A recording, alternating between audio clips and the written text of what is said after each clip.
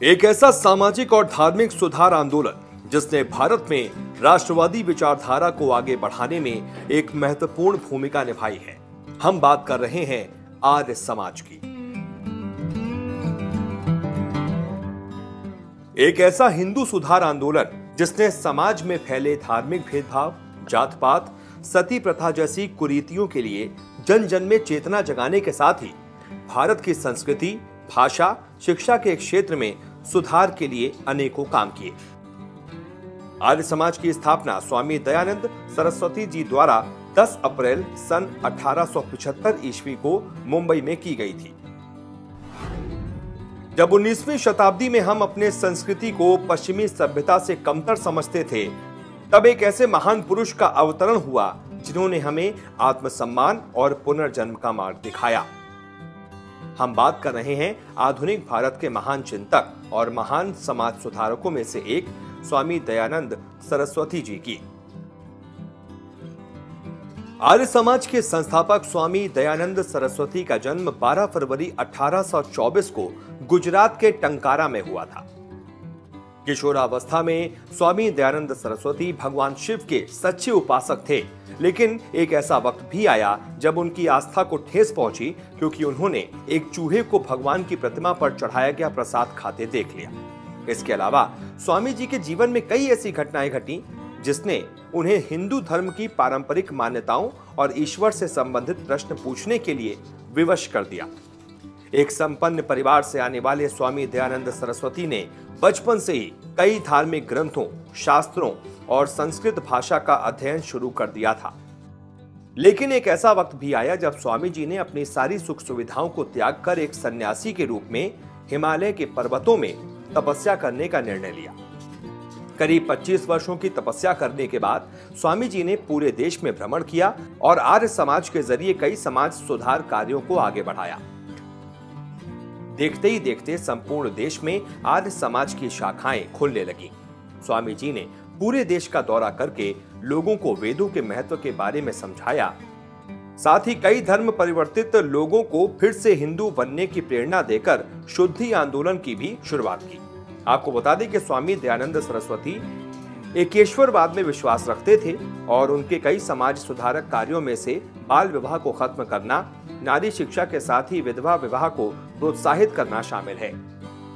इसके अलावा भी स्वामी जी ने आर्य समाज के द्वारा परिवर्तन के कई कार्य किए। ऐसे में आज हम आपको स्वामी जी के भक्तों द्वारा नोएडा के सेक्टर 33 स्थित आर्य समाज की एक शाखा का दौरा कराने वाले हैं और वहां चलकर शाखा के लोगों से ये जानने की कोशिश करेंगे कि स्वामी जी के उपदेशों का अध्ययन करने के बाद उनकी जिंदगी में किस प्रकार से परिवर्तन आए। साथ ही आज के इस दौर में आर्य समाज के लिए सबसे बड़ी चुनौती क्या है। हमने नोएडा के सेक्टर 33 स्थित आर्य समाज की शाखा प्रधान श्री अशोक गुलाटी जी से बात की और उनसे यह जानने की कोशिश की कि आखिर शाखा में किस प्रकार से लोगों को अपने धर्म के प्रति जागरूक किया जाता है और आज के इस दौर में हम किस प्रकार से युवाओं को अच्छे संस्कार दें। हमसे बात करते हुए उन्होंने हमें आर्य समाज मंदिर के गुरुकुल के विषय के बारे में जानकारी दी। तो आप भी सुनिए शाखा प्रधान ने हमसे बात करते हुए क्या कहा। आर्य कैप्टन अशोक गुलाटी। इस समय मैं इस संस्था से पिछले 25 साल से जुड़ा हुआ हूँ। इस समय मैं उप प्रधान के पद पर हूँ। एक सेवक के रूप में कार्य कर रहा हूँ, समझ लीजिए। मंत्री और प्रधान भी रह चुका हूँ इस संस्था का। मुझे ये संस्कार आर्य समाज के लिए अपने पूज्य पिताजी से मिले और इस संस्था से मैं जुड़ा हूँ। आर्य समाज की स्थापना महर्षि स्वामी दयानंद सरस्वती जी ने की थी, जो कि 1881-1940 विक्रमी संवत में आए थे। उन्होंने समाज को एक समता समरसता के लिए, ये धर्म नहीं है, धार्मिक नहीं है, सामाजिक संस्थाएं हैं। इसने स्त्री उद्धार के लिए, सती प्रथा के लिए, बाल विवाह के विरोध में और मूर्ति पूजा के विरोध में अनेकों कार्य किए। सबको इन्होंने शिक्षा देने के लिए भी कार्य किए। इनका ध्येय था अंग्रेज़ों को लिए, जब अंग्रेज थे वो कहते थे हमारी संस्था, उनका ये कहना था कि जब तक हमारी संस्था आज़ाद नहीं रहेगा, हमारा देश आज़ाद होना चाहिए। स्वराज की कल्पना की थी उन्होंने। उसी के लिए उन्होंने सबको एकजुट करने का प्रयास किया और 1857 की क्रांति में भी उनका बहुत योगदान था। लक्ष्मीबाई रानी की झांसी भी उनको मिलने के आती थी, तांत्या टोपे सभी उनको मिलने के लिए आते थे। तो उनके जो विचार थे उसी अनुसार थे कि एक सबको शिक्षा एक समान होनी चाहिए। उस शिक्षा को ध्येय को लेते हुए उन्होंने गुरुकुल की स्थापना की।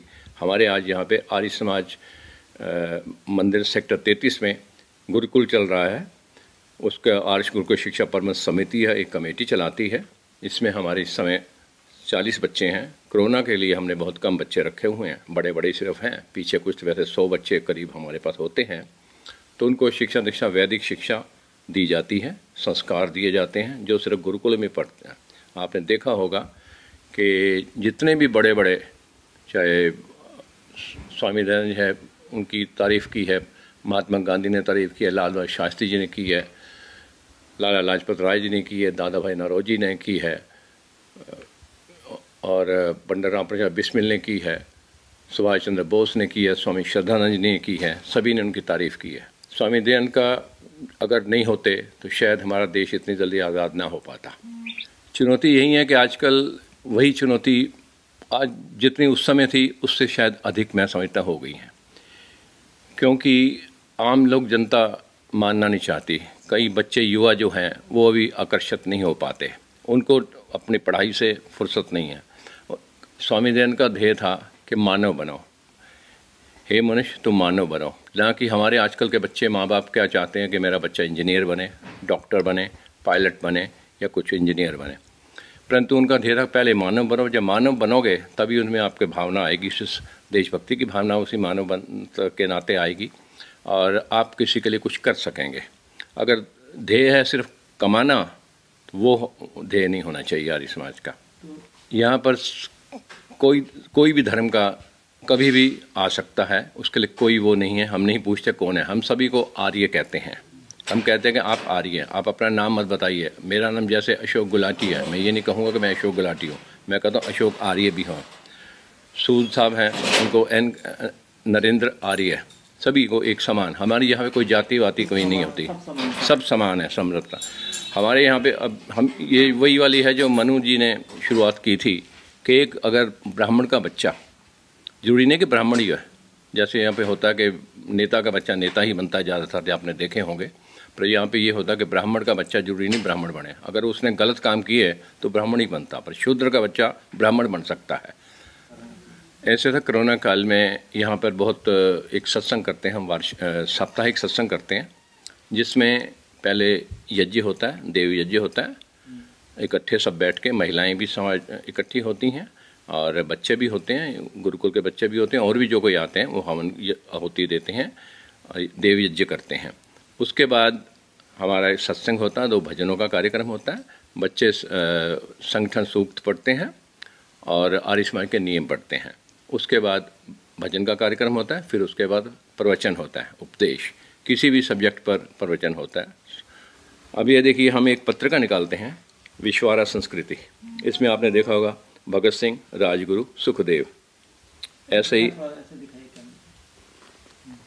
भगत सिंह, राजगुरु, सुखदेव, जैसे जिस मास में उनका जन्मदिन होता है या स्मृति दिवस होता है तब उनके बारे में अवश्य लिखते हैं, ताकि ये हमारी मानव मूल्य, जीवन मूल्यों की सुरक्षित पत्रिका है, मासिक विश्वारा संस्कृति।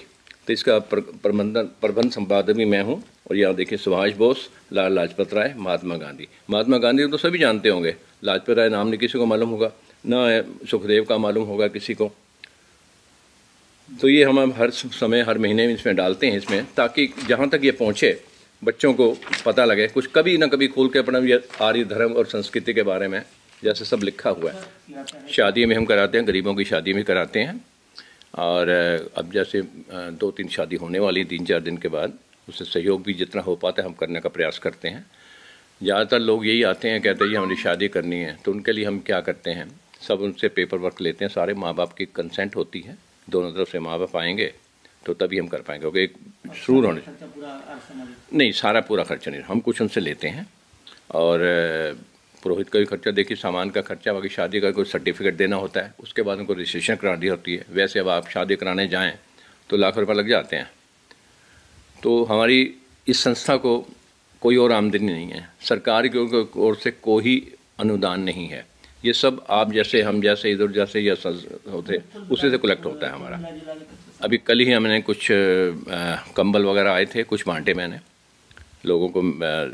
मेरे सोसाइटी के पास में रहते एक मोची को दिया, एक आज मैं अभी सुबह दे के आ रहा हूँ, एक बैंक का वो जो है चौकीदार उसको दिए, काम वाली को दिए, चौकीदारों को दिए। तो ऐसे बांटते रहते हैं। बाकी हम शादी वगैरह भी करते रहते हैं, उनमें सहयोग जो इतना हो पाता होता है। बाकी गरीब बच्चे हमारे पास पढ़ते हैं, उड़ीसा से आए हुए हैं, काफ़ी बच्चे हैं हमारे पास, तो उनका हम कुछ नहीं लेते उनसे। उनका रहन सहन, खाना पीना वाना सारा उनका यहाँ से होता है। इस संस्था से कोई भी जुड़ सकता है, सभी इसका स्वागत है संस्था के साथ।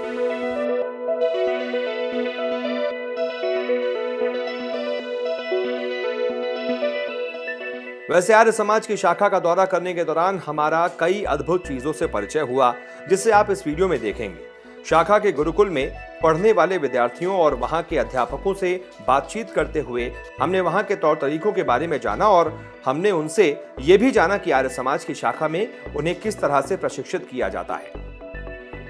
मेरा नाम तारचंद शर्मा है। मैं हरियाणा से बिलोंग करता हूं, पर मैं अभी कुछ सालों से, मैं 7 वर्ष हो गए हैं, मैं आर्य समाज नोएडा के अंदर रह रहा हूं और यहीं पे शिक्षा अध्ययन कर रहा हूं।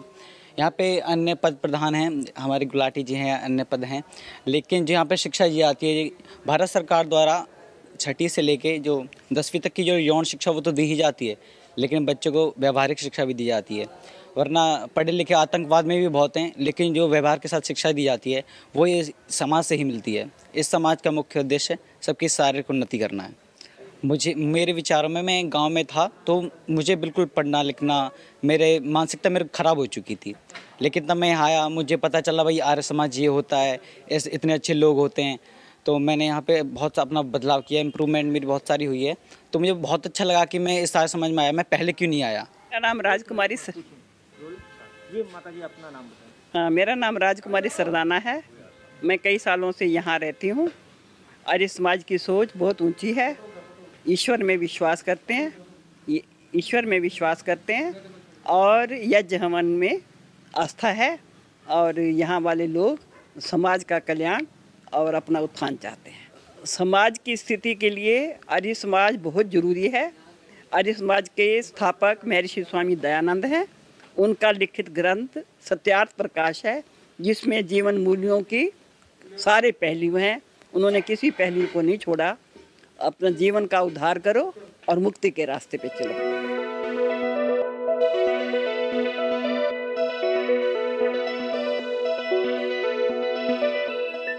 अब आर्य समाज की शाखा का दौरा करने के बाद आपको कैसा महसूस हुआ, कमेंट करके हमें जरूर बताइएगा। फिर मिलेंगे किसी नई कहानी के साथ, तब तक देखते रहिए बीइंग घुमक्कड़।